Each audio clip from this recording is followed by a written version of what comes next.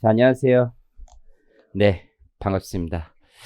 그 세법 개론, 여러분들 이제 대부분 수험생이 뭐 세무사 시험을 공부하거나 아니면 이제 회계사 시험을 공부하기 때문에 이제 어떠한 커리큘럼으로 공부를 해야 되는지 먼저 좀 말씀을 드릴게요. 먼저 입문 과정이 있는데 들어도 되고 안 들어도 되는데 회계사 시험 공부하시는 분들은 뭐 안 들어도 크게 상관없어요. 세무사 시험 공부하시는 분들은 듣는 게 좀 좋아요. 나중에 이제 주관식이나 이런 거 공부할 때 많이 도움 돼요. 뭐 지금은 이제 개론 공부하는 거고 둘 다 공통돼요. 이제 세법 개론을 공부를 해요. 개론을 공부하면 여러 가지 이제 세목이 있는데 우리가 이제 정규 강의에 하는 거는 맨 처음에 부가가치세법을 해요. 부가가치 세법을 하고 그 다음에 소득 세법을 하고 그 다음에 법인 세법 이 세 가지를 공부를 해요. 이게 이제 3대 국세라고 하고 가장 중요한 세목이라고 보시면 돼요. 요거 공부한 다음에 그 다음에 이제 회계사 시험 공부하시는 분들은 보통 이렇게 공부를 많이 해요. 세무회계가 있어요. 세무회계. 보통은 세무회계 한 다음에 그 다음 객관식을 풀어라. 시중에 이런 얘기들이 되게 많거든요. 그러니까 이게 세무회계가 좀 어려운 문제야. 어려운 문제. 그러니까 주관식으로 계산만 있는 거. 이제 회계사 공부하시는 분들은 비슷해요. 근데 제 개인적인 생각은 이 순서는 객관식을 먼저 공부하고 세무회계 공부하는 게 훨씬 좋다. 이렇게 생각이 들어요. 왜냐면 세무회계 문제가 길어요. 근데 잘하지도 못하면서 일단 들어놓으면 잘하겠지. 그러니까 이런 생각이 있는 거예요. 이게 이만큼이 100이라고 치면 객관식의 난이도가 계산이 한 60에서 70 정도 되는데 인간의 마음이 그렇다고요. 한 100을 해놓으면 잘 못해도 이걸 하지 않을까라는 생각에서 다 출발하는 것 같은데요. 둘 다 못해요. 둘 다. 둘 다 안 되는 거야. 제일 중요한 건 맞추는 연습이 중요해. 맞추는 연습. 세무회계를 맞추기 위해서는 지식이 10개가 필요하다고 하면 객관식은 5개에서 6개 정도만 하면은 된단 말이에요. 그러니까 세법이 좀 어려운 게 회계학은 한 페이지를 읽으면 중요한 게 한 줄로 요약이 돼요. 대부분 공부를 좀 해보면 알게 되는데 애들이 천박해서 기본적으로 이렇게 어렵지 않아요. 물론 IFRS 뭐 이런 거 다 철학적으로 좀 어려운 거 있지만 한 페이지에 그렇게 어려운 내용이 있지는 않아요. 세법이 어렵다는 얘기라기보다는 세법은 한 줄 한 줄 한 줄이 다 빡세요. 그러니까 이거 알았네 싶은데 씨발 예외가 있대. 그래서 예외까지 아는 원칙과 예외를 구별했는데 씨발 또 특례가 있대. 그러니까 뭔지 주소도 잘 안 나오고 힘들단 말이에요. 한 6개, 7개는 알아야 붙어요. 근데 10개짜리를 하면 이걸 알겠지. 그런 게 아니야, 여러분들. 이걸 맞춘 연습을 한 다음에 이렇게 올라가야 정신적 스트레스도 적어요. 공부할 때 가장 큰 적이 뭐냐? 스트레스야, 스트레스. 이게 해도 되나 안 되나 뭐 이런 거 있어요. 왜 이렇게 계속 틀려, 계속 틀려. 언젠가는 맞겠지. 이건 하면 계속 틀려. 그냥 언젠가도 못 맞아. 이해를 한 다음에 하는 게 훨씬 더 낫다라고 생각을 합니다. 계산 문제는 혼자 풀어보는 게 제일 좋아요. 가장 좋은 건 뭐냐면 강의 있죠, 강의. 강의 많이 듣는 거 좋지 않습니다. 그래서 객관식이든 세무회계든 한 번만 듣는 게 좋습니다. 기본적으로. 한 번 할 때 잘 듣고 그 다음부터 혼자 풀어야 돼. 계속 이렇게 강의에 의존하면서 계산 문제 형을 푸는 건 바람직하지 않습니다. 개인적인 생각인데. 그래서 잘하는 사람을 본 적이 없어. 자기 혼자의 공부 자습 시간이 좀 많이 필요해요. 그러니까 혼자서 좀 푸는 연습을 충분히 하셔야 돼. 세법 개론에도 계산 문제가 많거든요.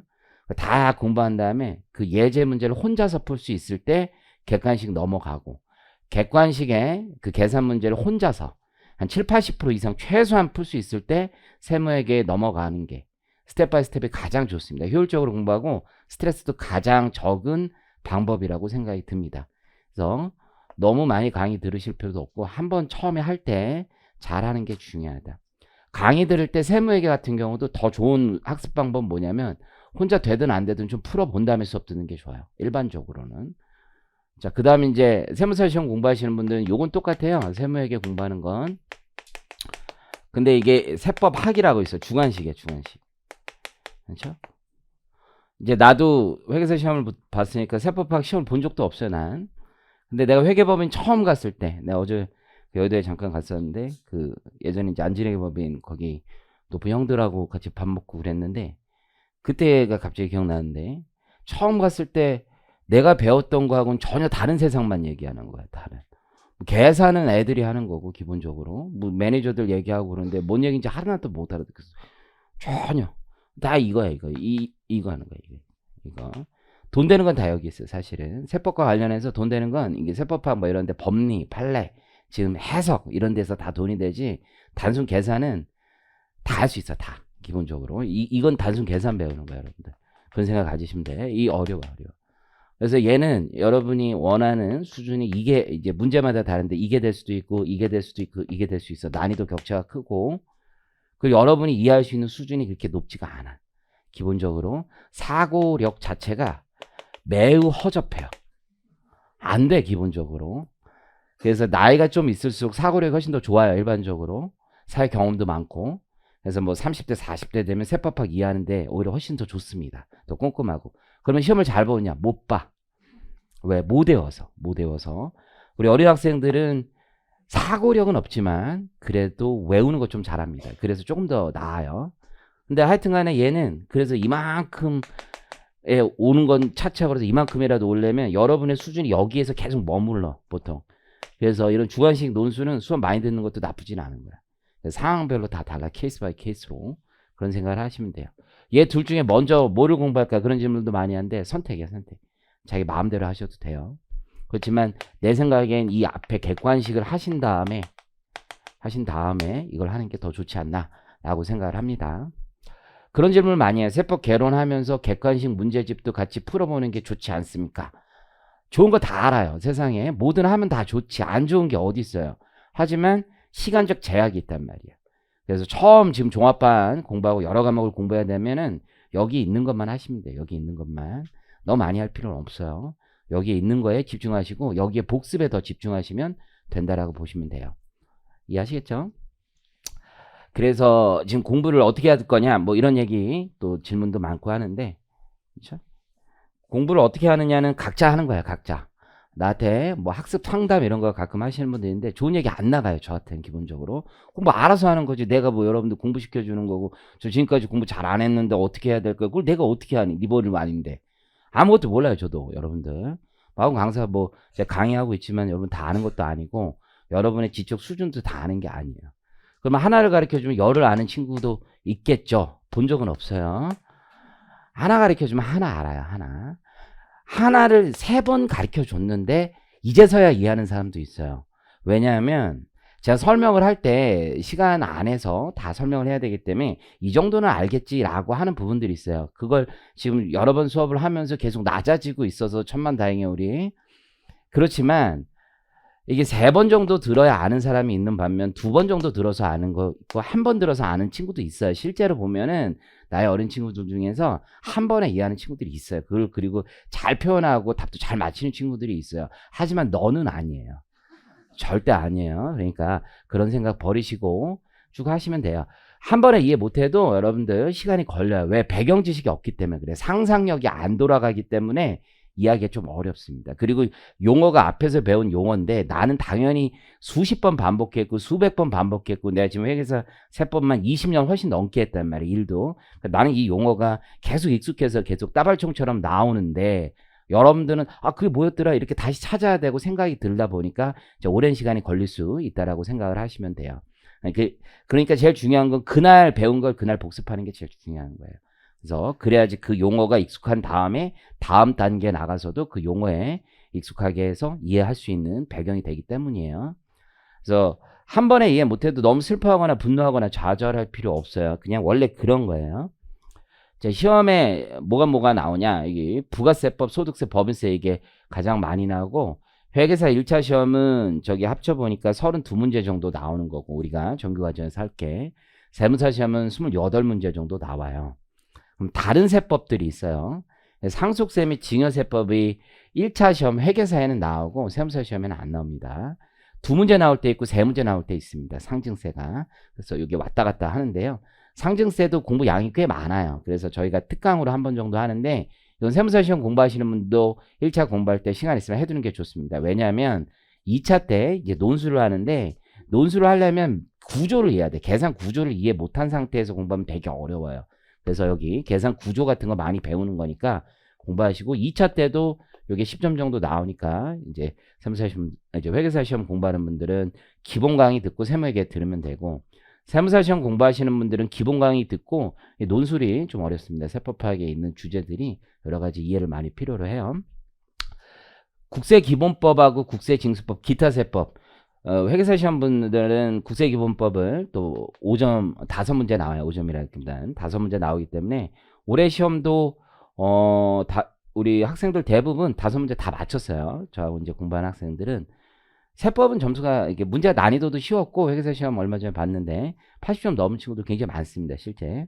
국기법도 중요한 주제 위주로 공부를 하시면 돼요. 수업 때 제가 말씀을 드리고 이번에 제가 뭐 모의고사 분들 나중에 내년에 보면은 모의고사 같은 거 보실 분들이 있는데 거기서 낸 거 문제에서 거의 다 나왔어요. 실제 거기 주제가 제일 중요한 거고 정상적으로 나왔어요. 해마다 뭐 그런 건 아닐 수도 있어도 세무사 시험 공부하는 분들도 여기 국기법 1차에 나오고 2차가 굉장히 중요해요. 2차에서 엄청 중요하다고 보시면 돼요. 겉으로는 20점이지만 세법학에 어마어마하게 국기법이 많이 깔려 있다라고 생각을 하시면 돼요. 그럼 이걸 언제 공부하느냐 이제 궁금해 하시는데 이거 기본 강의 다 끝나고 가을 이후부터 하셔도 돼요. 세무사 시험 공부하시는 분들은 내년에 하셔도 상관없어요. 내년 1월 이후에 특강할 때부터 해도 아무 상관없어요. 1차 시험이 5월에 했기 때문에 아무 상관없고 회계사 시험 공부하는 분들은 가을쯤부터 한번 하셔야 돼요. 왜냐하면 2월 달에 시험을 보고 있기 때문에 그 전에 1월 달부터 공부하면 너무 늦어. 모의고사도 못 풀고 그렇기 때문에 가을에 이제 한번 공부하고 개정된 내용 업데이트해서 1월 달에 강의하니까 그때 한번 마무리하시면 충분합니다. 그래서 커리큘럼에 이런 식으로 자기들이 잡아가서 가시면 될 것 같아요. 자, 그럼 이제 세법에 대해서 이제 구체적으로 가는데 우리가 책이 2권 있어요. 이 책 세법 개론. 이 책이 이제 뭐로 수업하냐 많이 물어보시는데 여기 상경서에서 나온 책이고 여기 대학교에서 가장 많이 쓰는 책이에요. 그 얘기는 뭐냐면 교수님들이 문제를 낼 때 여기에 있는지 없는지 컨펌하고 낸다는 얘기예요. 그래서 모든 대학에서 가장 많이 쓰는 책이기 때문에 이 책을 했고 제가 뭐 쓰려면 쓸 수도 있는데 시간도 많이 걸리고 그냥 요약서 있는 거 뭐 제가 저 정도 쓴 거고 이 책이 가장 좋습니다. 실제 뭐 내용이 좋다 뭐 그거는 제가 평할 건 아니고 일단 법에 있는 내용을 빠짐없이 다 가지고 있어요. 근데 문제가 있어요. 이게 문제가 있는 게 2가지 문제가 있어요. 이게 지금 이거 한 권이 아니에요. 2권이에요. 이게 세법 개론 2부터 오늘 하는데 2권이에요.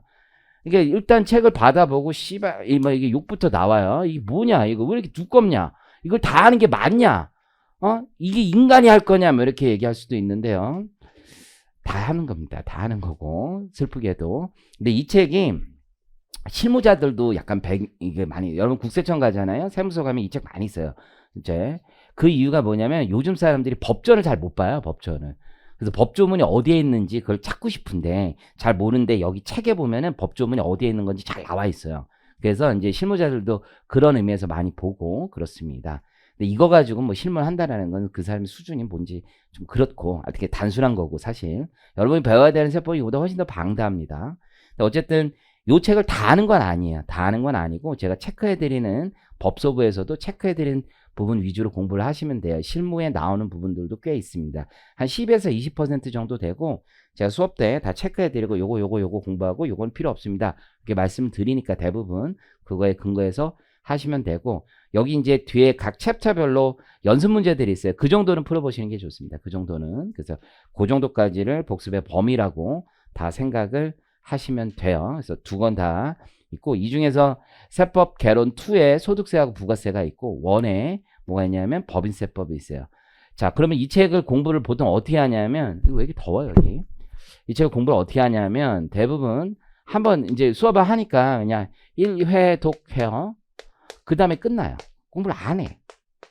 왜냐하면 제가 쓴 요약서도 있고 하다 보니까 뭐 세법 엔딩도 있고 그러니까 요 얇은 게 있어요. 얇은 게 압축해서. 그럼 인간의 마음이 계속 뭘 보게 되냐면 내가 저걸 꼭 해야 되냐. 저것이 있는데 같은 세법 아니냐. 꼭 내가 저걸 봐야 되냐. 힘들게. 이런 생각을 많이 하는데 바람직하지 않습니다. 요게 가장 근거인데 왜냐하면 법조문을 거의 그대로 옮겨놨기 때문에 법조문을 많이 보는 거예요. 이게 기본적으로. 그래서 요거를 많이 다회독하시는 게 좋습니다. 기본적으로. 요약서는 언제부터 보면 되냐? 객관식 할 때부터 봐도 아무 상관없어요. 그 전에 이 책만 보는 거예요. 이 책만.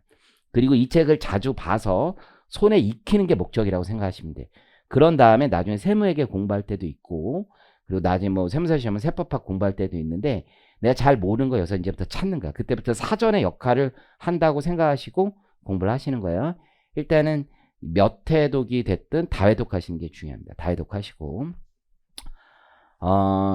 마지막으로 세법 개론 강의는 몇 번 듣는 게 좋냐? 보통 2번 정도 많이 듣는데 자기 능력에 따라 달라요. 자기 능력에 따라. 근데 뭐 얘는 논술도 있고 객관식도 있고 여러 개가 있기 때문에 자기가 완벽하게 이해하고 다시 듣는 거 좋은데 그거는 좋지는 않은 것 같아요. 내가 수업을 다 들었잖아. 다시 강의를 바로 듣는다. 전혀 좋지 않습니다. 왜냐하면 책을 읽는 게 좋아요. 책을 읽고 스스로 생각하시는 게 대단히 중요하다라고 말씀을 드리고 나중에 필요한 부분만 발췌해서 본다던가 하는 거 내가 잘 약한 부분 좀 잘 이해가 안 되는 부분 요거 리마인드 할 때 수업을 듣는 게 더 좋을 수도 있습니다. 자, 그러면 이제 본격적으로 가보면 부가세법 가기 전에 이제 세법이라는 게 뭐냐, 세금이라는 게 뭐냐 이런 걸 좀 생각을 하면 되는 건데 세금이라는 건 국가가 그렇죠? 국민이에요, 국민. 우리가 납세자라고 얘기하는데 납세자, 국민. 이게 과세권을 실행하는 거예요. 야, 세금 내놔라고 하는 거예요. 좀 어려운 말로 과세권이고 좀 쉬운 말로 삥 뜯는 거예요. 삥 뜯는 거. 그렇죠? 국가가 뭐라고 나한테 삥을 뜯어요? 그렇잖아요. 근데 헌법 38조에 있어요. 38조에. 그럼 38 기동대 뭐 이런 얘기 들어봤죠? 세금 막 거두러 다니는 세금. 그래서 헌법 38조야. 그래서 38 기동대 이렇게 부르는데 헌법은 우리 국민으로서 납세 의무가 다 있는 거야. 그냥 내는 거야, 내는 거. 더럽고 치사해도 내는 거야. 그냥 어쩔 수 없어요. 근데 이제 봉건주의 사회에서는 왕이 지 마음대로 뜯었지만 이제 시민 사회에서는 어쩔 수 없지. 법으로 결정하면 돼, 법으로. 그래서 법으로 결정해서 법으로 세금 다 과세 요건 만들고 그에 따라서 부과하면 되는 거예요. 근데 이제 부과할 때 정치적으로 철학적으로 생각을 했을 때 야, 기본적으로 어떠하면 세금을 부과하는 게 맞겠냐 이런 생각을 하는 거예요. 그 세 가지 정도가 뭐가 있냐면 야, 돈 벌었으니까 세금 내 라는 게 있어요. 그게 소득세, 소득세. 기본적으로 소득세 안에도 법인세도 있고 소득세도 있어요. 우리나라는 이걸 둘로 나눠요. 납세 의무자별로 나눠서 법인의 소득에 대해서 과세하는 게 법인세가 되고 개인의 소득에 대해서 과세하는 걸 소득세라고 부릅니다. 다른 나라들은 소득세라는 이름하에 법인이 납세 의무자가 되는 경우도 있고 개인이 납세 의무자가 되는 경우도 있어요. 그래서 많은 사람들이 오해하는데 소득세하고 법인세가 어마어마하게 차이가 있다. 이렇게 전혀 다르다 이렇게 오해하는데 그건 아니고요. 인컴, 소득에 대해서 부과하는 거기 때문에 본질은 같아요. 이걸 잘 이해하는 게 중요해요. 예를 들어 보면 재작년에 그런 시험에 있어요. 세법학 시험에, 세무사 시험에 추계 뭐 내용이 나왔어요. 그러니까 그게 소득세에서만 겁나 배우거든 보통. 그리고서는 시험 문제는 법인세에서 나온 거야. 아 씨발 이게 왜 나왔냐 법인세에서 이런데 네가 소득세에서 배운 거 그대로 쓰면 돼요. 같은 거야, 같은 거. 이게 본질이 같은 거야. 그러니까 그런 생각이 먼저 깔려 있는 게 중요해요. 어쨌든 이게 소득에 대해서 부과하는 세금이 있고 소비에 대해서 부과하는 세금이 있어요. 그러니까 어렵게 생각해 세금도 상식에서 출발하는 거야 다. 야, 돈 벌었으니까 세금 내 이렇게 하는 거고 이해하시겠죠? 소비는 뭐야? 아, 쓰니까 세금 내 이거예요. 가장 대표적인 게 부가가치세 뭐 이런 거예요. 부가가치세 뭐냐 이거죠. 이게 소비해요 내가 이렇게 소비 이거 샀을 거 아니에요, 그렇죠? 그럼 여기에 세금을 긋겠다는 거예요. 이거 별게 아니에요, 소비세. 개별 소비세라는 것도 있고 뭐 부가가치세라는 것도 있고 그런데요. 그런 세금을 낼 때 소비의 근간을 두는 거예요. 야, 썼으니까. 가장 쉬운 세금이에요. 우리가 밥 먹고, 그죠? 뭐 식당 가서 밥 먹고, 술 먹고, 옷 사고, 각종 소비를 하잖아요. 여기에 세금 붙이는 게 제일 쉬워요, 사실. 예를 들어서 내가 저거 정말 사고 싶어요. 저 정말 사고 싶어. 사는데 거기에 10% 세금 내래. 그래도 내는 거예요, 그건. 사람들 크게 불만이 없어요. 근데 내가 번 돈을 가지고 내 호주머니에 있는 걸 국가 쏙 빼간대요. 욕 나오는 거죠. 네가 뭔데? 이런 얘기가 나오는 거예요. 그러니까 이게 기본적으로 조세 저항이 다릅니다. 마지막 재산은 뭐냐면 너 재산 가지고 있으니까 세금 내라는 거야. 돈 가지고 있으니까 내라는 거예요. 그죠? 대개는 돈만 가지고 있으면 내라 라고 하면 그걸 사람들이 한 번쯤은 들어봤을지 모르겠는데 부유세라고 하는 거야, 부유세. 그래서 여타 국가는 뭐 우리나라 돈은 한 100억 넘게 있으면 100억 초과분에 대해서 얼마 내라 이런 국가도 있어요. 그게 일부 우리나라에서도 몇 개 정당이 주장하는 부유세야, 부유세. 근데 대부분은 그렇게 걷지 않고 어떤 특정 재산을 가졌을 때 세금을 많이 부과를 해요. 특정 재산을 취득하거나 보유하고 있다는 이유로 세금을 부과해요. 그게 뭐냐면 종합부동산세, 재산세, 취득세 이런 거예요. 이런 세금이 대개는 부동산을 가진 세금의 재산에 대해서 부과하고 있습니다. 일반적으로. 그래서 담세력의 원인, 세금을 낼 만한 능력, 부담할 능력, 이걸 담세력이라고 사람들은 이름을 붙이고 크게 3개 카테고리를 나눠보면 소득, 소비, 재산 이렇게 3가지 정도로 나눠볼 수 있고 첫 번째로 우리는 소비에 대한 세금을 배우는 거예요. 개념 자체가 다르고 출발 자체가 다 달라요. 소득에 대한 세금, 재산에 대한 세금, 그리고 소비에 대한 세금. 그중에 이제 소비에 대한 세금을 배웁니다. 근데 여러분 소비에 대한 세금을 배울 때는 여러분이 회계학 같은 거 많이 배운단 말이에요. 회계학 이런 거하고 아무 상관없어요. 일단은 회계학적인 사고는 다 버린 게 중요해요. 소득세 쪽에 가면 그런 사고가 좀 필요해요. 왜냐면 소득이라는 건 장부를 만들어야 소득세를 내는 거거든.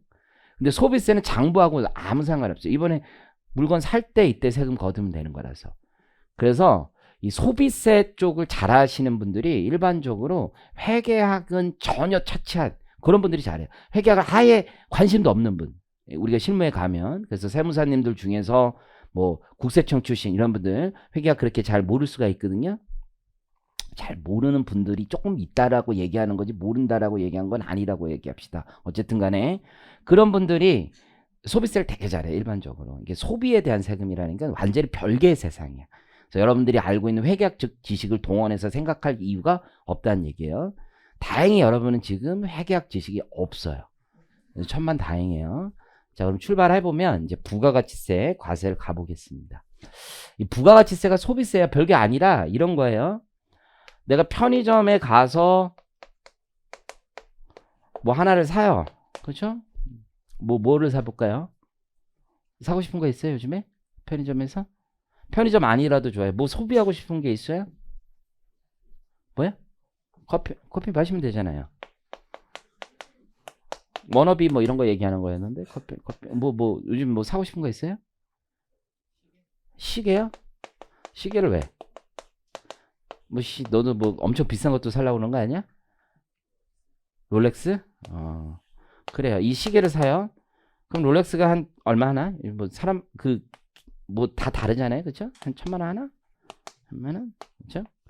롤렉스는 좀 그래요, 애들이. 사기가 어려워요, 여러분들. 그거 알아요? 가면은 뭐 줄 서야 되고 줄도 엄청 아침 일찍 가야 되고 뭐 그 애들이 다 사놔가지고 그렇지 쟁겨놔가지고 가가지고 물건 있는 것만 사야 되고 막 그런다. 이제 안 사요, 잘 안 사요. 사실 옛날에 제가 하나 샀었거든요, 옛날에. 그때가 그런 일이 있었어요. 내 30대 때 돈을 조금 벌었어요. 일을 하다가 나가서 돈 좀 벌어가지고 돈을 벌어서 이제 소비를 많이 했어요. 그때 소비하면 이제 즐겁잖아요. 소비만큼 즐거운 게 어디 있어요? 쇼핑하는 것만큼 즐거운 게 어디 있어요? 막 샀어요 그때. 근데 내 이제 클라이언트 중에 돈 많은 형들이 많거든. 그래서 그때 내가 롤렉스 서브마리너를 하나 샀었어. 그래서 그게 한 2천 몇백만 원 이렇게 했던 것 같은데 그걸 하나 사가지고 딱 차고 갔는데 지금은 이제 정신 영역이 많이 올라갔으니까 그때 아주 어려가지고 그랬는지 클라이언트 형이 있는데 이게 돈이 엄청 많이 해요. 건설회사 좋아하는데 약간 조폭 비슷해 형이. 그래가지고 그 알바끼 하는 애들 있잖아요. 알바끼 알아요? 그 땅 안 팔고서는 막 집이 있었어. 집이 있는데 그 형이 우리 애가 이번에 그때 그 상무님 어디 가셨어? 그랬더니만 이번 학교 갔어 그러더라고. 교도소 갔다는 얘긴데 그래서 왜 갔어 그랬더니만 알바끼 하는 애가 있어가지고 우리가 불러가지고 커피숍에서 얘기하는 동안에 걔가 밀어버렸어 그 집을. 손괴죄로 구속됐다는 거야. 그러니까 무서운 형이지 무서운 형. 그렇게 뭐 그렇게 무섭지는 않아. 그냥 야 동생들이 충성하고 한 2년 갔다 와서 상여금 받고 뭐 이런 거야. 뭐 그런 사람도 있잖아. 너 얼마 주면 교도소 2년 갈 수 있어요? 얼마? 2억? 진짜? 일로 와. 진짜지? 진짜 너 약속해 나랑? 2억이면 2년 갔다 오면 2년 가는 게 생각보다 큰 죄야. 웬만한 죄 가지고 안 돼. 그렇잖아? 2년이면 나 2억 쓸게 지금. 야, 너 너무 싸게 부른 거야. 그거는 보통 기초생활 수급자들이 보통 그 정도 불러. 그건 너무 많이 넌 적게 불렀어. 너는 고급 범죄를 저지를 수 있는 배경이 있단 말이야. 그렇기 때문에 이 옷 너무 싸. 어쨌든 그 형이 있었는데 그 형이 내가 이제 그때 시계를 차고 갔어. 그랬더니 형이 그런 얘기를 하더라고. 이게 뭐냐 재훈아 막 그래요. 그래서 형이 요번에 좀 새로 샀습니다. 그랬더니 형이 한 얘기가 뭐 그런 걸 사냐 이러면서 애들 쓰는 거 막 이렇게 얘기를 하는 거야. 그래서 형이 이것도 비싸요. 그랬더니 차라리 스와치를 차지 막 이렇게 놀리는 거야. 기분 나빴어요. 그러면서 자기는 삐아제 막 이러면서 막 몇 억 하거든요. 그래서 이런 거 차야지 막 이러면서 너도 이제 사회적 지위인데 막 그러더라고. 그래서 내가 그때 현타가 왔어. 약간 한 일주일 동안 기분이 정말 나쁜 거야. 나 이게 진짜 왜 그러지? 근데 내가 그날 이제 좀 생각한 게 이게 소비로 내가 누군가 비교하고 돈으로 비교하면서 살면 인생이 진짜 피곤하구나. 그래서 내가 그날 시계 그때 몇 개 있었는데 다 버렸어. 다 버리고 내 동생 줬어. 내 친동생 주고 그리고 그때 차 쓰던 것도 팔고 그냥 한 몇 달은 택시 타고 다녔어요. 심지어. 그래서 좀 마음을 바꿔야 되겠다. 그렇게 살았었거든. 그래서 그렇게 한 10년 살았어. 내가 그 10년 동안 시계도 하나도 안 샀어. 그리고 뭐도 차도 안 사고 막 그랬었는데 그러다가 요즘 이제 나이가 드니까 그 형 만났는데 내가 왜 그랬지? 그런 생각 갑자기 들더라고. 내가 왜 그랬지? 그냥 나도 써도 되는데. 그래서 이제 작년부터 시계도 몇 개 사고 그랬는데 어쨌든 간에 그래. 그래서 돈으로 이제 소비로 인생을 누구랑 비교하면 인생 피곤해요, 진짜. 그래서 그냥 안 하는 게 좋아. 이게 우리가 자존심하고 자존감 다르다고 그러잖아요. 그러니까 남하고 비교하면서 살면 인생이 피곤하다는 내가 그때 좀 많이 생각했었거든. 어쨌든 네가 롤렉스를 사, 1,000만 원. 부가세가 따로 붙는다고 쳐봐. 부가세가 100만 원. 그러면 합쳐서 1,100을 보통 그 사업자한테 준단 말이야. 그 물건 파는 애한테 1,100을 주면 되는 거야, 우리는. 이게 소비세 가장 큰 특성이에요. 소비세는 일반적인 소득세하고 달라. 1,000만 원짜리 물건을 사는데 거의 부가세가 10%가 붙는다. 라고 100만 원 붙는다라고 하면 원래 가장 좋은 방법은 소비하는 사람이 갖다 내는 거지. 얘가 1,000만 원짜리 시계를 산다 그러면 100만 원짜리를 100만 원을 세무서에 직접 갖다 내면 돼요. 근데 그렇게 되면 무슨 문제가 있어? 안 낸다고. 우리 개인들 일반 개인 있죠. 개인들은 쓰레기야. 세금에 있어서 안 내요. 낼 리가 없어. 그걸 낼 가능성은 제로야. 제로. 거의. 제로까지는 아니라도 한 1% 정도 내외지 없어요. 그걸 누가 내? 왜 내? 왜 내? 누가 한다고 내? 그러니까 안 내요. 근데 분명히 걷기는 좋단 말이야. 그러니까 누구 보고 거두라고 하면 되냐면 물건 파는 놈 보고 거두어라. 만만한 애가 물건 파는 애야. 그걸 나중에 우리가 사업자라고 얘기하는데 사업자가 제일 만만한 거야. 국가 권력의 복종을 가장 쉽게 하는 사람인데 너 가져와 그러면 가져오는 거야. 이해하시겠죠? 그게 소비세 가장 큰 특징이야. 그러니까 소비할 때마다 걷는데 누구 보고 거두라고 하는데 소비하는 사람이 아니라 물건 파는 놈. 걔를 사업자라고 부르고 사업자 보고 거두라고 하면 돼요. 근데 이게 부가가치세를 우리가 나중에 배울 텐데 일반 소비세라고 그래. 그래서 부가가치세법상 이건 과세하지 마라고 특별히 열거한 서비스나 혹은 재화를 빼고는 용역이나 재화를 빼고는 다 부가세 걷는 거야. 그게 기본이야. 그러면 중고품이라는 것도 원래 부가세 과세 대상인 거야. 중고품. 그러면 당근해? 당근 해봤어요? 나 당근 한번 해봐야 되는데 당근해? 다 안 해? 당근 해봤어요? 당근 해봤어? 당근 해봤어? 안 해봤어? 너 좀 사나 보다. 당근 해봤어? 당근 다 해봤네. 그럼 당근을 하면 내가 가지고 있던 물건을 파는 거 아니야. 그렇잖아요? 그럼 돈을 받는단 말이야. 그럼 나도 물건을 팔고 넘긴 사람인데 왜 부가세를 걷어서 내본 적이 없잖아. 거기서 내본 적 있어? 내본 적 있어? 없어? 없어요? 있어요? 없잖아. 지금 다 부가세 탈루했네? 이거 세금 잘 안 내면은 여러분 교도소 갈 수도 있어. 그렇잖아? 이 세금을 내야 되는데 왜 안 냈냐 이거지. 왜냐면 의무가 없기 때문이야. 기본적으로. 당근 지금까지 몇 번 해봤어? 몇 번 팔아봤어? 5번? 5번이야. 그냥 이례적인 거지. 뭐 그 정도 가지고. 몇 번 팔아봤어? 당근에서. 비슷 5번. 이 정도 괜찮아요. 몇 번 팔아봤어? 5번. 몇 번? 몇 번? 10번? 단기간 내? 직접 매입해서? 과다하게? 많은 차익을 내면서? 그랬으면 또 사업자라고 할 수가 있거든. 단기간에 망청 사가지고 횟수도 많고 금액도 커. 그럼 내야 되는 거야, 여러분들. 그죠? 집을 사면 건물 있죠, 건물. 그게 부가세가 붙는단 말이야, 아파트. 그럼 부모님 아파트 팔 때 근데 부가세 걷어서 냈다는 얘기 한 번도 못 들어봤을 거야. 그런 일 없어요. 왜? 여러분 부모님 사업자가 아니기 때문에. 그럼 나는 부가세, 집을 살 때도 부가세 안 내는 거야. 소비하고 있지만 집을 살 때 부가세 안 내. 왜? 파는 사람이 일반 개인이라서.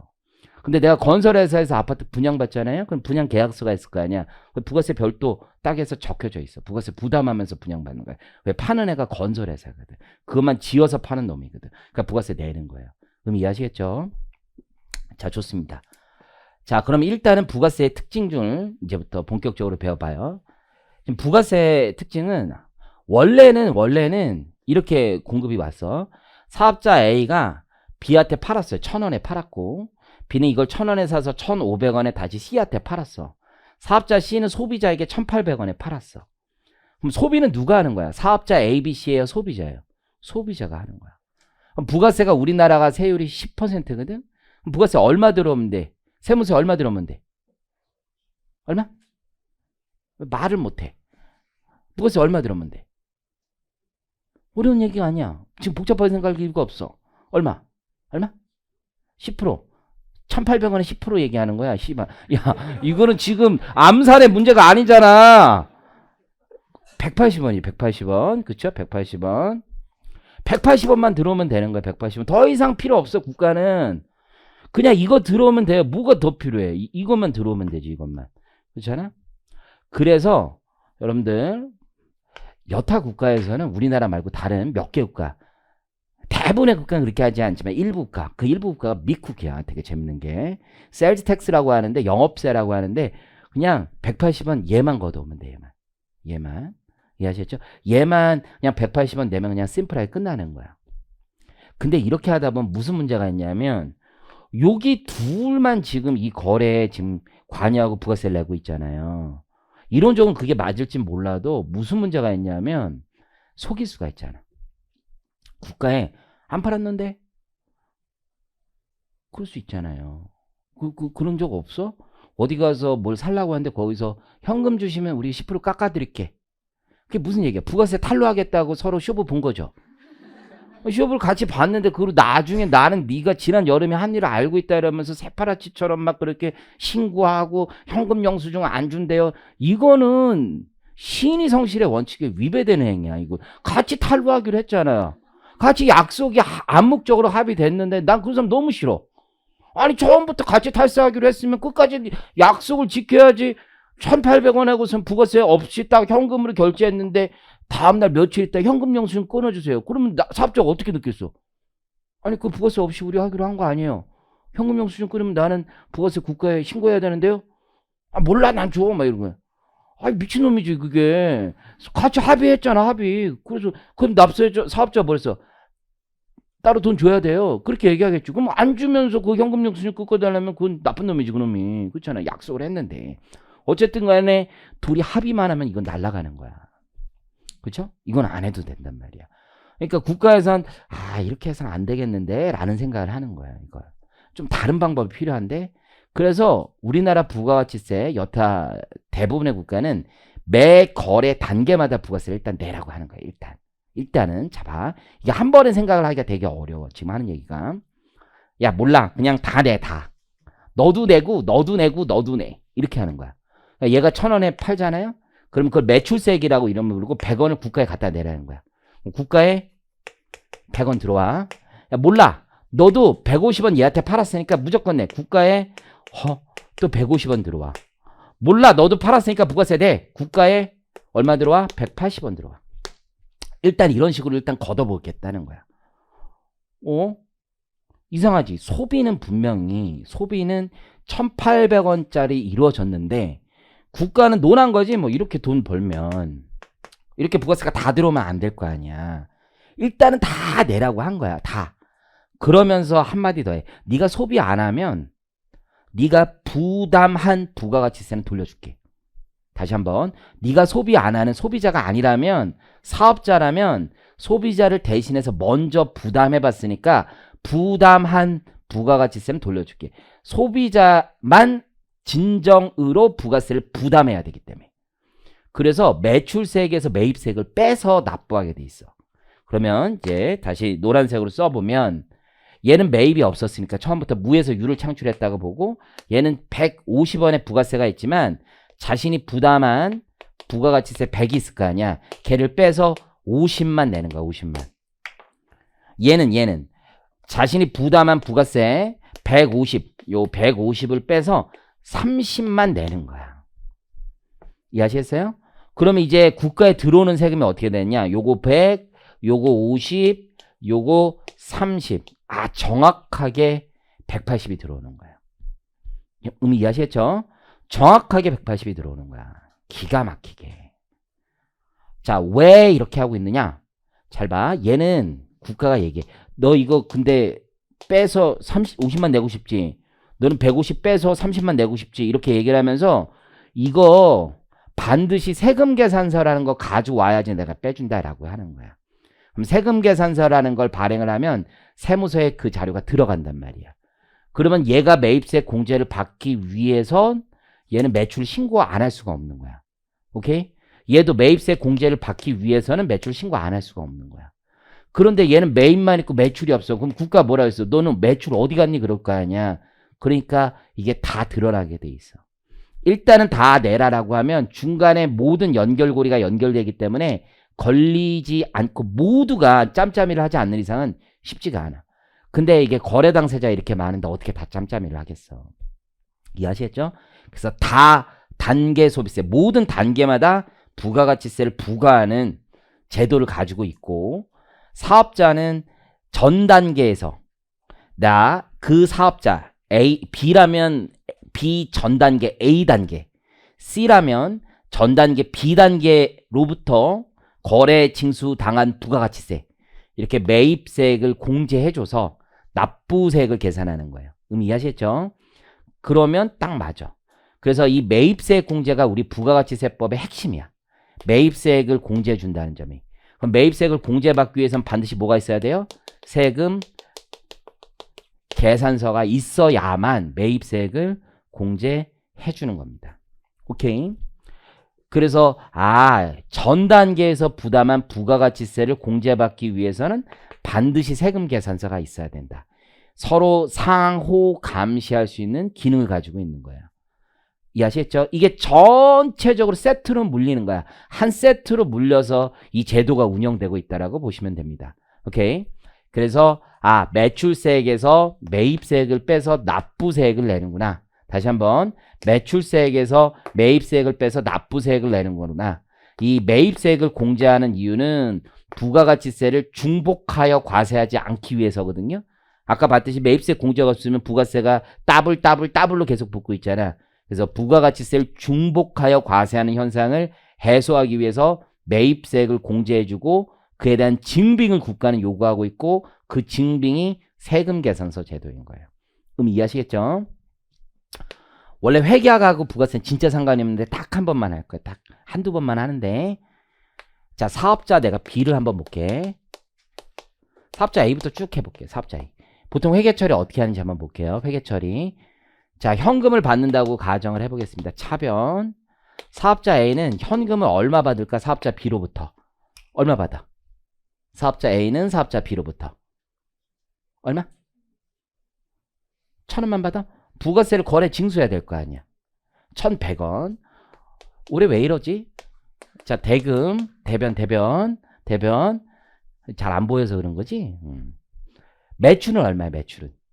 1,000원인 거지, 매출. 내가 쟤한테 가져갈 수 있는 게 매출이란 말이야. 그쵸? 그러면 100원은 국가에 갖다 내는 거야, 국가에. 이해하시겠죠? 이런 거를 우리가 조금 어려운 말로 부가세 예수금 이렇게 불러, 예수금. 계정 이름이 예수금이야. 내 돈이 아니야. 내가 먹을 게 아닌데 누군가에서 받아서 다시 전달해줘야 돼. 그런 걸 회계하기 위해서 계정이 예수금이야, 예수금. 이해하셨죠? 그래서 예수금을 그 다음에 이제 나중에 부가세 신고하는 때가 있거든요. 다 모아서 이거를 국가에 갖다 내면 되는 거야. 국가에 갖다 내면은 차변에 예수금, 대변에 현금 이렇게 뜰 거야. 자, 사업자 B 가볼게요. 사업자 B.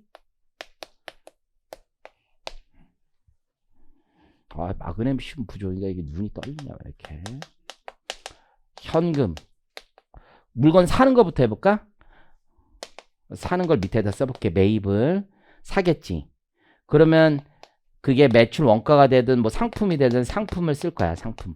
그런 다음에 얘가 매출 원가로 대체가 되겠지. 현금은 얼마 줬어? 현금 얼마 줬어? B가 A한테. B가 A가 받은 돈이 B가 준 거잖아. 지금 거래가 A가 B한테 팔고 B가 C한테 팔고 너 지금 어디에 있니? 어디에 있어? 어? 현금 1100. 오케이. 근데 상품의 가격은 얼마야? 상품의 가격은 1100원이야, 1000원이야? 1000원인 거야, 1000원. 나는 물건 1000원 주고 산 거고 100원은 나중에 돌려받을 돈이야. 돌려받을 돈. 국가에서 내가 돌려받는 거야. 그걸 뭐라 부르냐면 선급금 이렇게 불러. 선급해 준 거야. 선급. 부가세 대급금, 선급금 이렇게 부르거든. 아무거나 이름 붙여줘.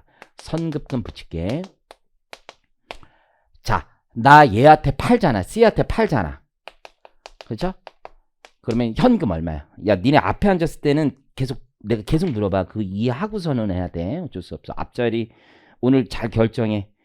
자, 다음 시간에도 여기 앉으면 내가 별명 붙여주니까 그 다음 시간까지 정확히 결정해. 자, 현금 얼마 받아? B는 C한테 1650원. 정신 차렸네. 대변의 매출 얼마니? 매출 1500원. 그레이트.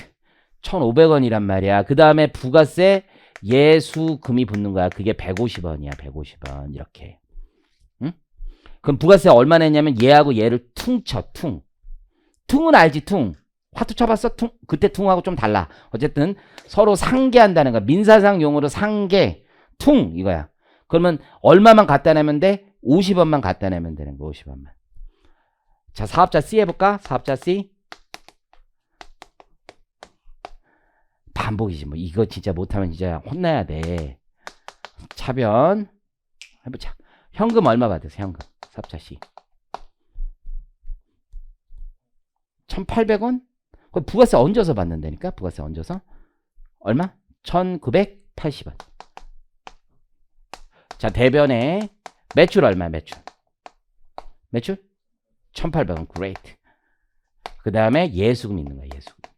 예수금 얼마? 180원. 한 번만 더 해봐. 한 번만 더. 자, 우리 앞에 학생 상품 얼마짜리 산 거야? 상품 얼마짜리? 1500원짜리 산 거야. 1500원짜리. 대변에 현금 얼마 줬어? 현금 1650원. 나머지 150원은 내가 돌려받을 자산인가? 돌려받을. 그렇죠? 그래서 요거를 선급금 이렇게 얘기해야 되는 거죠. 그래서 네팅 쳐서 나는 30만 갖다 내면 돼. 그럼 국가에는 앞에서 100원, 그 다음 50원, 30원. 합쳐서 1800원이 국가에 자연스럽게 들어오는 거야. 이게 부가가치세 기본적인 거래 구조라고 생각하시면 돼. 그럼 이해하시겠죠? 책 잠깐만 볼게요. 3페이지 부가가치세의 세 가지 유형. 이건 세무사 공부하는 분들만 나중에 2차 때 공부하면 돼. 2차 때. 5페이지 가보면 뭐 GMP형, 뭐 소득형, 소비형 이거는 세무사 세법학에서만 살짝 공부하면 돼. 그때도 그냥 대충 했네. 좀 설명 자세히 해주는데 경제학적인 얘기야. 경제학적인 영역이라서 아주 그냥 짜증나고 힘들어 실제. 자, 이 부가가치세의 성격과 개념 볼게요. 성격과 개념. 자, 5페이지에 동그라미 1번 보면 부가가치세는 원칙적으로 모든 재화나 용역의 소비에 대하여 과세하는 일반 소비세라고 돼 있지. 일반 소비세. 핵심 중에 하나가 일반 소비세야. 그 얘기는 뭐냐면 부가가치세법 26조에 면세라고 있어요. 그 면세 대상이 아니면 일단 다 과세하는 거야. 면세가 아니면 과세하는 겁니다. 그럼 이해하시겠죠? 자, 그런데 이와 비교해서 무슨 문제가 있냐면 이런 게 있어. 우리가 부가가치세 약간의 문제가 뭐냐면 누구나 10%를 내는 거야. 누구나. 물건값의 10%. 그러면 약간 문제가 있을 수가 있어. 왜냐면 요즘 커피가 얼마지? 나도 매일 마시는데 얼마 잘못 한 5,000원 하지. 5,000원. 5,500원이라고 가정하면 같은 커피를 먹는데 나도 500원을 내고 우리 앞에 여학생도 500원을 내는 거야. 똑같은 커피를 먹는데. 그럼 소비하는 거니까 똑같다라고 생각할 수도 있지만 어떻게 보면은 이럴 수가 있잖아. 나는 그지같이 돈을 별로 못 버는데 쟤는 돈이 엄청 많아. 그럴 수 있잖아. 공감이 안 되는 거야? 자, 반대일 수도 있고 어느 누군가는 돈이 되게 많아. 연봉이 한 10억 되는 사람한테 부가세 500원 내라는 거는 이건 껌도 안 되지, 껌도. 그렇잖아. 진짜 요즘 돈 많은 사람들 주변에 없나? 나 돈 많은 형들이 많아. 막 진짜 예금 1,000억 있는 사람들 본 적이 없죠. 개인이. 나 지금 방금도 오전에도 카톡 했어. 그 형님이랑. 그렇잖아? 요즘 금리가 떨어져서 걱정이라는 거야. 그렇죠? 그래서 한 달에 예금으로 이자를 한 4억, 5억 지금 받았는데 요즘 3억밖에 안 된다. 뭐 이런 얘기하고 있는 거야. 숨만 쉬어도 하루에 1,000만 원씩 그냥 굴러가는 거야. 숨 쉬어도. 우리는 숨 쉬면 하루에 10,000원이라도 쓴단 말이야. 근데 거기 막 벌어. 막 그런 사람이 있단 말이야. 그 사람에게 500원 더 내라고 하면 그냥 내지, 그분들은. 그거를 신랑이 버리는 시간이 아까워. 그쵸? 그런 사람 500원이 아무 문제가 아니지만 우리 같은 사람한테 500원은 큰 돈이란 말이야. 어떻게든 할이라도 받으려고 그러고. 근데 부가세가 똑같이 500원이라는 건 소득에 대비해서는 역진적이란 말이야. 그렇죠? 소비세 걷긴 걷는데, 야, 누구나 필요한 상품, 누구나 필요한 물건에 대해서까지 다 부가세를 거두면 부자는 더 적은 세금을 부담하는 결과가 되잖아. 공평의 관점에서 보면. 그래서 우리 서민들이 쓸만한 생필품 이런 거 면세로 하고, 아주 부자들이 쓸만한 물건들이 있어요. 그런 거는 개별 소비세라는 걸 따로 과세해. 따로. 그게 개별 소비세. 뭐 그런 게 있어. 징벌적으로 야, 술 먹지 마! 뭐 이런 게 있어. 그래서 술 먹으면 술에다 붙는 주세라는 거 있어. 들어봤는지 모르겠는데 주세라고 있어. 주세. 그런 것과 대비되는 개념이야. 부가가치세는 과세 대상으로 열거된 것만 과세하는 게 아니야. 개별 소비세는 딱 열거된 게 있어요. 열거된 거. 야, 이런 건 비싼 물건이니까 이거 얼마 이상이면 무조건 개별 소비세 낸다. 이런 거 있어요. 뭐 시계, 가방 이런 거에 붙어. 우리가 쓰는 가방에 뭐 소위 말하는 고가품 가방 있잖아. 명품 가방에 그런 거 딱 또 개별세가 붙는단 말이야. 동그라미 2번을 가보면 이런 말이 있네. 세부담의 전가를 예정하는 간접세다라는 말이 있죠. 간접세의 반대말은 뭐가 되겠어? 직접세가 되는 거야. 직접세. 왜 이런 말이 있냐면 방금 전에 봤듯이 소비하는 사람이 부가세를 내는 건데 누가 걷어서 내는 거야? 사업자가 걷어서 낸단 말이야. 세무서에 갖다 세금을 내는 납세 의무자와 세금을 부담하는 사람이 서로 다른 거야. 이걸 간접세라고 부릅니다. 직접세는 어떻습니까? 소득세 자기가 벌었지 그 사람이 갖다 내는 거야. 법인세 자기가 벌었지 그 사람이 갖다 내는 거야. 그걸 직접세라고 합니다. 그래서 소득세나 법인세는 직접세임에 반하여 우리 소비세인 부가가치세는 간접세인 거예요. 세 번째는 부가가치세는 각 거래 단계 A가 B에게 공급하는 그 거래 단계, B가 C에게 공급하는 그 거래 단계에서 창출한 부가가치에 대해 과세하는 다단계 과세 방식을 취한다. 여기서 좀 어려운 말이 나오네. 다단계까지는 알겠는데 부가가치에 대해서 과세한대지. 부가가치. 그 말을 이해하기 위해서는 조금 더 공부를 해야 돼. 좀 이따 할 거고. 사실은 우리가 부가가치세를 영어로 VAT라고 그래. VAT라고 하거든. 왜 부가가치에 대해서 붙이는 거야. VAT. 이게 Value Added Tax야. Value Added Tax. 가끔 식당 같은 데 가보면은 뭐 그 밑에 10%의 부가세가 별도로 부과될 수 있습니다. 이런 말들이 있는 경우에서 지금 식품위생법상 그렇게 못 되게 돼 있는데 옛날에는 그게 가능했고 그런 식당들이 아직도 있어. 밑에 적혀져 있잖아. 못 봤어요? 밑에 봉사료와 부가세가 별도 부과될 수 있습니다. 이런 말들이 뭐 있잖아. 아웃백 스테이크 뭐 이런 데 가면 막 있잖아요. 뭐 영어로도 10% VAT will be added 딱 써져 있단 말이야. 그렇게. 그러면 그 말이 VAT Value Added Tax야. 부가가치세라는 거야. 부가가치세. 근데 이걸 이렇게 부르는 나라도 있어. GST라고 부르는 나라도 있거든. 이게 조금 더 정확해. 이게 Goods Service Tax야. Goods 재화, 서비스, 용역에 대한 세금. 이게 훨씬 더 정확한 말이거든. 근데 자꾸 부가가치세라고 하는 거야. 그 이유가 있거든. 왜? 거짓말하고 있거든. 부가가치세라는 건 사실 거짓말이야. 그냥 소비세야, 소비세. 그래서 일본 세법은 소비세라고 하고 대만 세법도 소비세라고 해. 유럽 몇 개 국가는 부가가치세라고 부르지 않고 그냥 소비세라고 불러. 그게 더 정확한 말이야. 근데 거짓말을 해야 되거든, 거짓말을. 그 거짓말이 왜 필요한지는 생각을 해보면 이런 건데 77년에 대한민국도 부가가치세법이 처음으로 들어왔어. 77년 7월 1일 날. 그때가 유신 정권 하에서 진짜 처음으로 들어온 거야. 만약에 유신 정권이 아니었으면 그 부가가치세를 걷기가 더 어려웠을지도 모른다는 생각이 들어. 왜냐면 사람들이 갑자기 물가가 10% 올라가는 거야. 안 내다 내면은. 뭐 이런 걸 내냐? 막 이렇게 저항이 있을 수도 있어요. 그렇잖아? 유럽에서도 부가가치세가 나온 게 1970년이야. 그 전에 없었어. 이게 나온 지가 얼마 안 돼. 옛날부터 원래 전통적인 소비세는 관세밖에 없었어. 관세. 그러다가 이게 나온 거거든.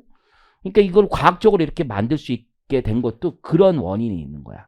또 하나는 그 사업자들한테 부가가치세를 내라고 소비세를 내라고 하면 사업자들이 어떤 과민 반응이 있어. 야, 소비세는 소비자가 돼야 되는데 내가 왜 내? 자꾸 이런 저항이 있단 말이야. 그러니까 이름을 교묘하게 바꿔준 거야. 부가가치에 대해서 낸다. 그러니까 이건 마치 사업자가 내야 되는 원래 세금처럼 느껴지게 하는 거야. 부가가치에 대해서 내라. 그럼 부가가치가 뭐야? 부가가치가 매입에서 매출 차이가 부가가치야. 이게 본질적으로. 그렇죠? 물어볼게. 제조업이 부가가치가 높아? 서비스업이 부가가치가 높아? 어려운 얘기인가? 그게 그렇게 어려운 사회 문화 뭐 이런 거 정치 경제 이게 기초 중에 기초잖아. 참 우리가 같은 시대를 살고 서비스업이 높아 제조업이 높아? 서비스업이 훨씬 높죠. 그 어렸을 때부터 배워놓은 서비스업이 부가가치가 높대. 그렇잖아? 왜? 매입이 없어. 서비스업은 사는 게 없어. 사는 게. 번 돈을 부가가치의 3요소라는 게 노동, 자본, 지대 이렇게 얘기를 하거든. 그 사람들이 나눠갖는 거야. 전체 매출 대비 내가 물건 판 그 매출 대비 부가가치가 높은 거는 노동력이 많이 들어가고 자기가 생산한 재화가 많이 들어가는 거지. 남한테 산 걸 가지고 그걸 그대로 파는 건 부가가치가 높지가 않아. 도소매 낮아 일반적으로. 그렇죠? 제조업도 그렇게 높지 않아. 제조업이 높으려면 자기가 그걸 많이 만들어야 돼. 자기가 부가가치를 창출하는 거야. 이해하시겠죠? 국가 전체적으로도 부가가치가 높은 산업이 있고 그렇지 않은 산업이 있다고요. 그렇죠? 예를 들어서 여러분들 자동차 산업하고 전자 산업이 있으면 자동차 산업의 부가가치가 훨씬 더 높거든. 우리나라는 왜? 내수 부품이 많아서 그래. 근데 전자 산업은 내수 부품이 아직도 많지가 않아. 그거에 비하면. 그러니까 우리나라 전체 산업에 미치는 영향도 크고.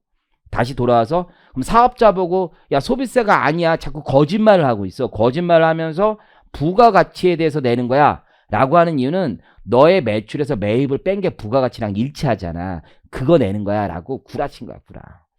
구라라는 인식이 있으면은 소비세가 훨씬 더 쉬워 실제로. 이해하시겠죠? 조금 이따가 더 배우기로 하고 넘겨보시면 이제 부가가치세 과세 방법이 나와. 지금 약간 뜸은 들인 거야 내가.